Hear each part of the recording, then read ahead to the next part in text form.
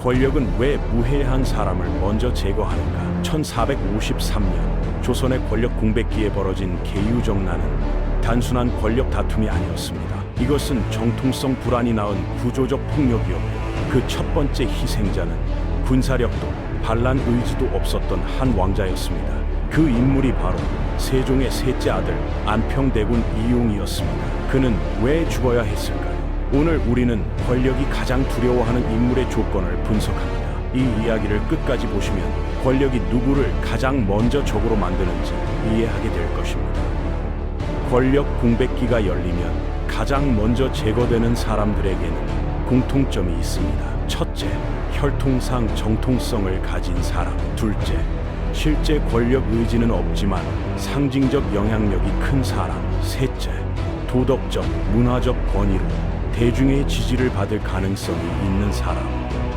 이 세 가지 조건을 동시에 충족하는 인물은 권력자에게 가장 부담스러운 존재가 됩니다. 왜냐하면 제거하지 않으면 언제든 반대 세력의 구심점이 될 수 있기 때문입니다. 이런 권력의 작동 방식이 실제 역사에서는 어떻게 나타났는지 지금부터 조선의 한 장면으로 들어가 보겠습니다. 이런 분석이 도움이 되신다면 구독과 좋아요로 함께 해주세요.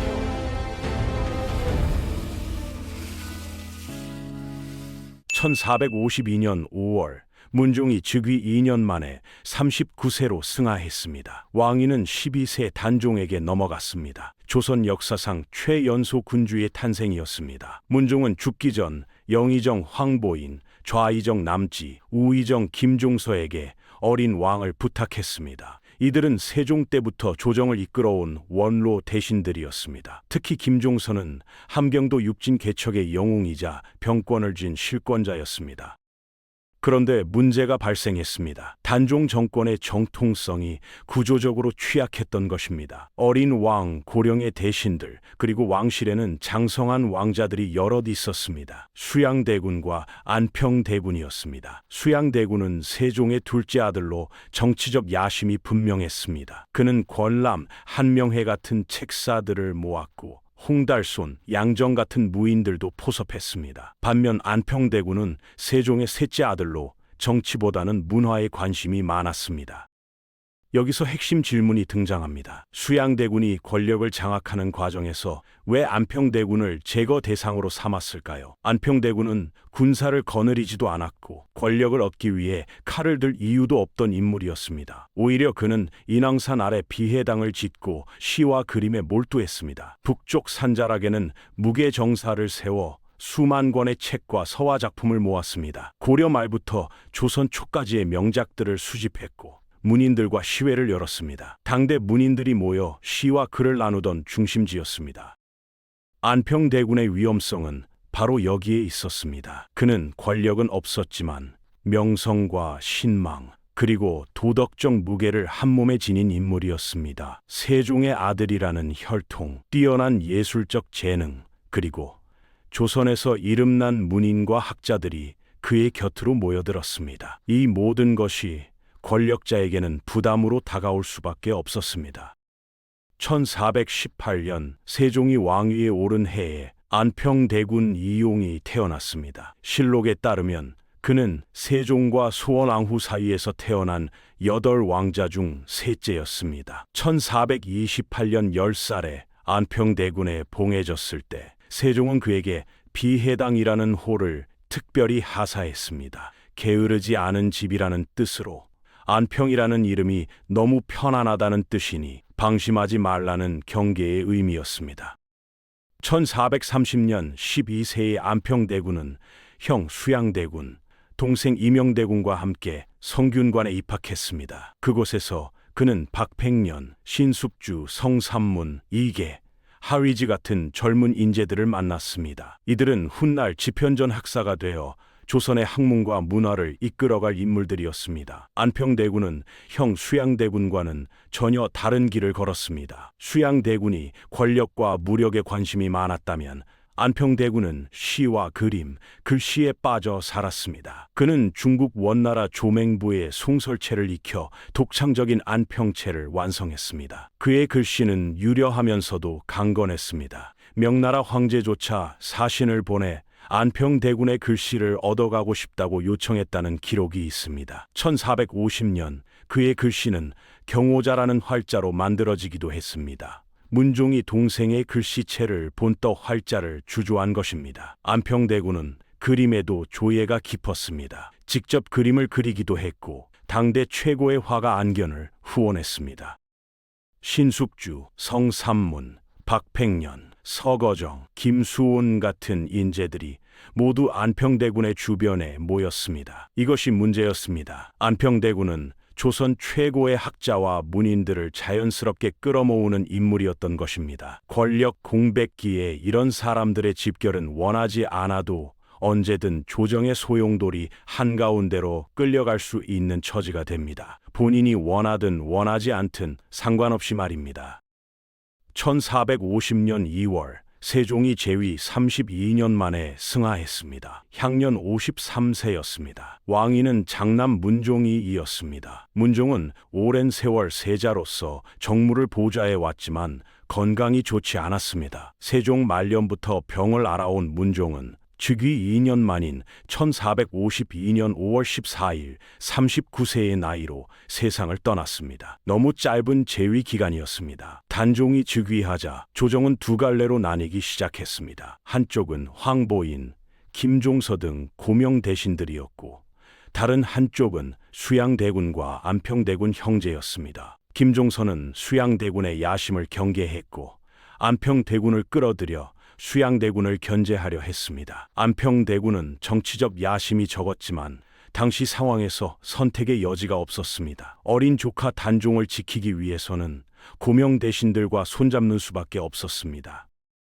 이른바 황표정사라는 인사 시스템에도 관여하게 되었습니다. 황표정사는 인사 행정의 하나로 관리 임명에 중요한 역할을 했습니다. 안평대군이 이에 관여하자 수양대군은 위기감을 느꼈습니다. 이 순간부터 안평대군은 정치에 참여하지 않았기 때문에 더 위험한 인물이 됩니다. 왜 그럴까요? 야심이 없다는 이유로 오히려 도덕적 권위를 가질 수 있었기 때문입니다. 권력을 원하지 않는 사람이 가장 순수해 보이고 그래서 더 큰 정당성을 얻을 수 있습니다. 이제 수양대군의 관점에서 상황을 분석해 보겠습니다. 그는 무엇을 두려워했을까요? 안평대군 역시 수양대군에게 가장 부담스러운 인물 중 하나였다고 볼 수 있습니다. 왜냐하면 안평대군만이 수양대군과 같은 혈통적 정통성을 가지고 있었고 동시에 도덕적, 문화적 권위까지 갖추고 있었기 때문입니다.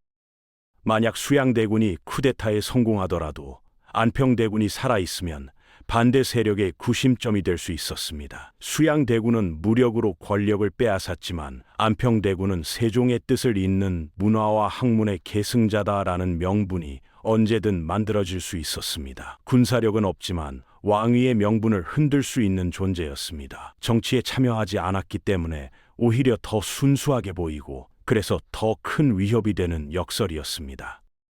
1453년 초 안평대군의 개인사에도 비극이 찾아왔습니다. 실록에 따르면 1월 28일 그의 아들 이량이 병으로 죽었습니다. 4월 23일에는 부인 정씨마저 세상을 떠났습니다. 그런데 안평대군은 부인의 장례식에 참석하지 않았습니다. 평소 사이가 좋지 않았기 때문입니다. 실록은 이를 상세히 기록했습니다. 안평대군이 부인을 박대하여 7, 8년간 서로 보지 않았다. 부인이 죽자 염습과 빈소조차 돌아보지 않았다. 이 일로 많은 사람들이 그를 비난했습니다.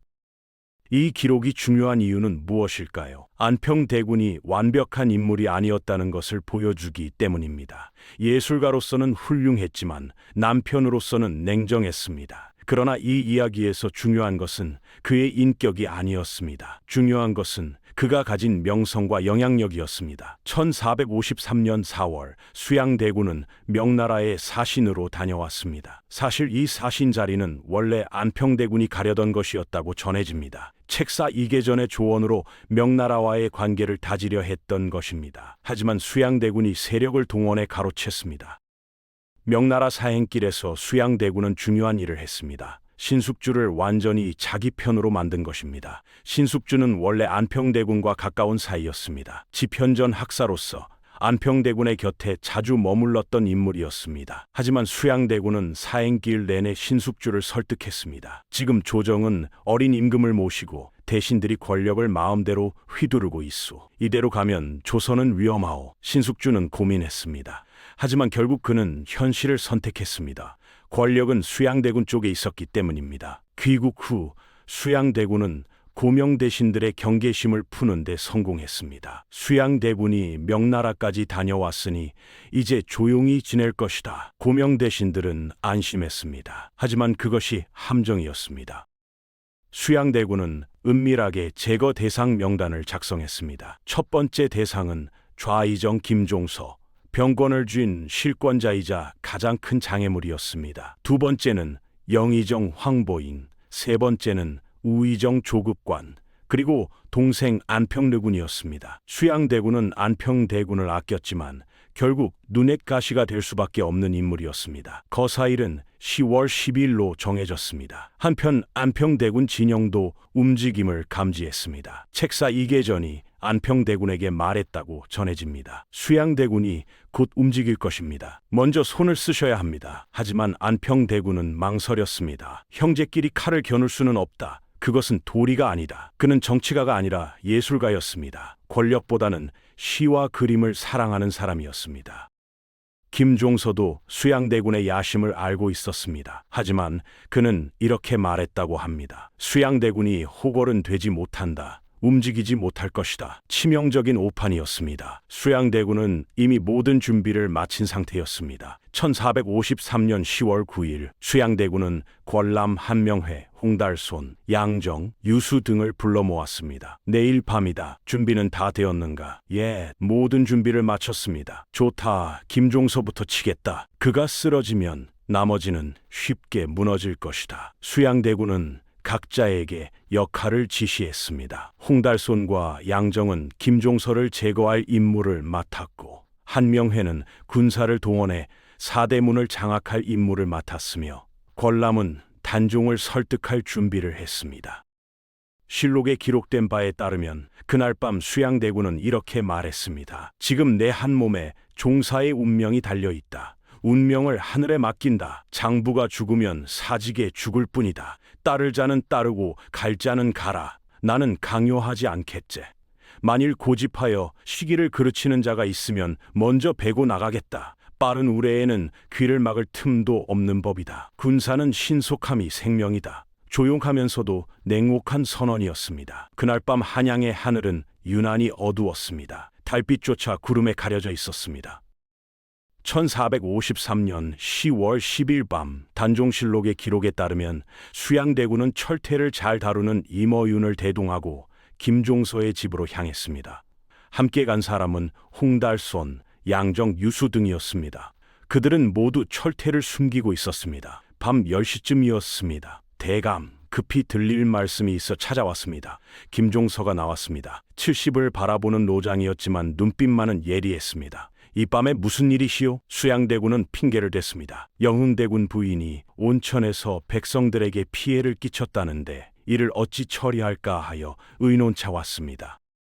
김종서는 의심하지 않았습니다. 그렇다면 안으로 드시지요. 아니요. 밖에서 잠깐 말씀드리면 되겠소. 수양대군은 편지 한 통을 꺼냈습니다. 김종서가 달빛에 비춰 편지를 읽는 순간 수양대군이 고개를 끄덕였습니다. 신호였습니다. 탁! 임어윤이 휘두른 철퇴가 김종서의 머리를 내리쳤습니다. 조선 최고의 명장이 한순간에 쓰러졌습니다. 이어 김종서의 아들 김승규와 그 동료들도 철퇴에 맞아 죽었습니다. 계유정난의 시작이었습니다. 수양대군은 즉시 군사를 동원해 사대문과 궁궐을 장악했습니다. 한명회가 이끄는 군사들이 도성을 장악했습니다. 그리고 수양대군은 단종이 머물고 있는 경회루로 달려갔습니다. 전하, 큰일이 났습니다. 12세 어린 왕은 겁에 질렸습니다. 갑자기 무장한 군사들이 몰려왔으니 놀랄 수밖에 없었습니다. 무슨 일이냐? 무슨 일이 벌어진 것이냐? 김종서와 황보인이 안평대군과 짜고 역모를 꾸몄습니다. 신이 이들을 치고 왔사옵니다.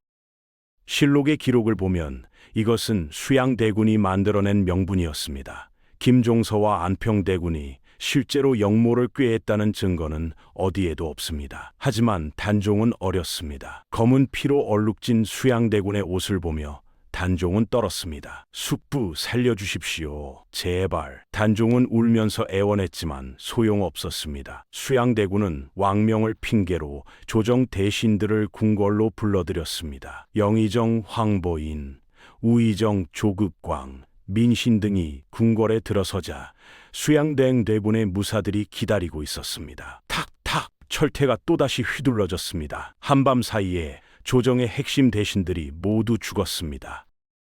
그리고 안평대군, 수양대군은 형식적으로 동생을 감쌌습니다. 안평대군은 영모에 직접 가담하지 않았소.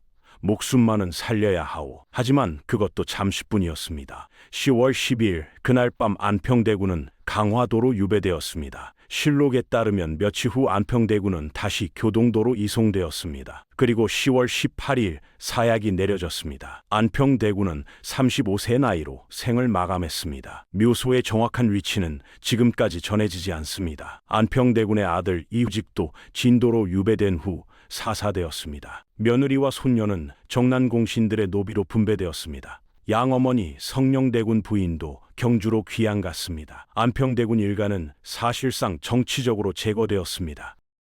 수양대군은 안평대군의 비해당과 무게정사에 쳐들어갔습니다. 수만 권의 책, 수백 점의 서화 작품, 안평대군이 평생 모은 문화재들이 가득했습니다. 실록에는 수양대군이 이 작품들을 압수하거나 훼손했다는 기록이 있습니다. 괴상한 글과 그림들이다. 귀중한 문화유산이 대부분 사라졌습니다. 안평대군의 글씨로 만든 경호자, 활자도 녹여버렸습니다. 선원계보에서도 안평대군의 이름이 지워졌습니다. 그는 왕자에서 서인으로 강등되었습니다. 역사에서 거의 삭제된 것입니다. 왜 이렇게까지 철저하게 지워야 했을까요? 이렇게 해석하는 것이 가장 설득력이 있습니다. 안평대군이 남긴 모든 흔적이 반대 세력에게 명분을 제공할 수 있었기 때문입니다. 그의 글씨, 그의 책, 그의 문화적 유산, 우리는 안평대군의 뜻을 잇는다는 구호 하나만으로도 저항 세력이 결집할 수 있었습니다. 그래서 수양대군은 안평대군이라는 존재 자체를 역사에서 지우려 했던 것입니다. 그런데 한 가지 살아남은 것이 있었습니다. 바로 몽유도원도였습니다. 1447년 4월 20일 밤 30세의 안평대군은 꿈을 꾸었습니다. 꿈속에서 그는 복숭아꽃이 만발한 아름다운 도원을 거닐었다고 전해집니다. 꿈에서 깬 그는 당대 최고의 화가 안견을 불렀습니다. 내가 꾼 꿈을 그려주게. 그 신비로운 광경을 그대로 담아달라. 안견은 단 3일 만에 그림을 완성했다고 기록되어 있습니다.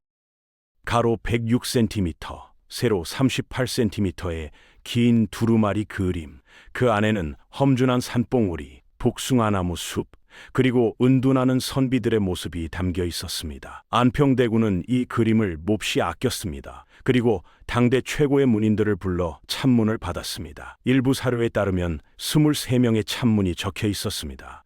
당대 최고의 문인들, 그들의 필체와 시가 고스란히 담긴 명작이었습니다. 그런데 그 명단을 보면 소름이 돋습니다. 박팽년, 사육신으로 처형, 성삼문, 사육신으로 재형, 이계, 사육신으로 처형, 김종서, 계유정난 때 죽음, 황보인, 계유정난 때 죽음, 이계전, 계유정난 때 죽음. 찬문을 남긴 이들 중 많은 사람이 비극적 최후를 맞았습니다. 살아남은 사람은 극소수였습니다. 신숙주, 정인지, 최항, 이들은 수양대군 편으로 돌아선 사람들이었습니다.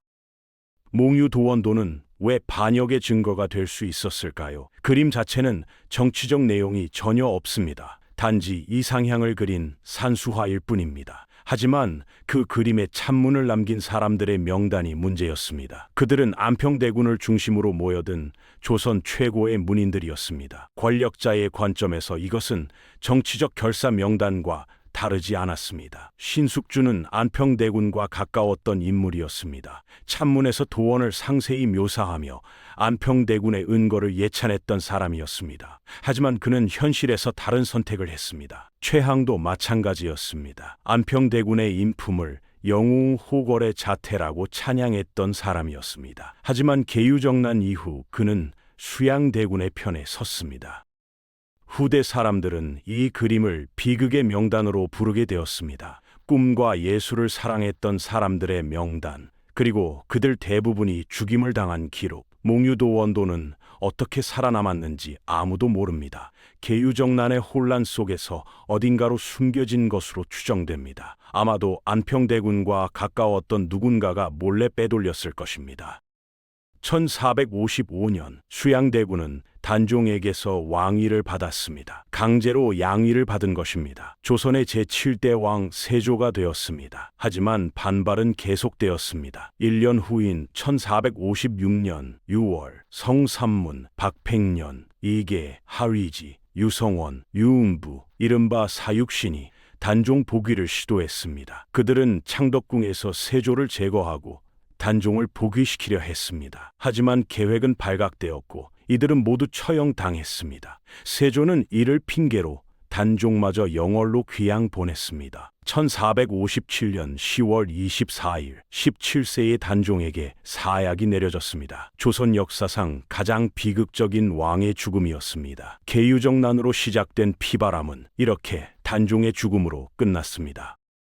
안평대군은 영조 때가 되어서야 복권되었습니다. 사사된 지 거의 270년 만의 일이었습니다. 영조는 안평대군에게 장소라는 시호를 내렸습니다. 실록에 따르면 영조는 이렇게 말했습니다. 안평대군은 그 재주와 이름이 드높았고 문인들과 어울려 시를 즐긴 것이 화가 됐을 뿐입니다. 어찌 완이 되려는 욕심이 있어 반역을 꾀했겠습니까? 정조는 1791년 단종을 위해 희생된 사람들의 위패를 영월 장릉에 모셨습니다. 안평대군도 중요한 인물로 함께 모셔졌습니다. 하지만 안평대군의 작품은 거의 남아있지 않습니다. 유일하게 남은 것이 세종대왕, 영릉 신도비의 글씨, 그리고 일본으로 건너간 몽유도 원도뿐입니다. 몽유도 원도는 임진왜란 때 약탈당해 일본으로 건너간 것으로 추정됩니다. 현재 일본 델리 대학 도서관에 보관되어 있습니다.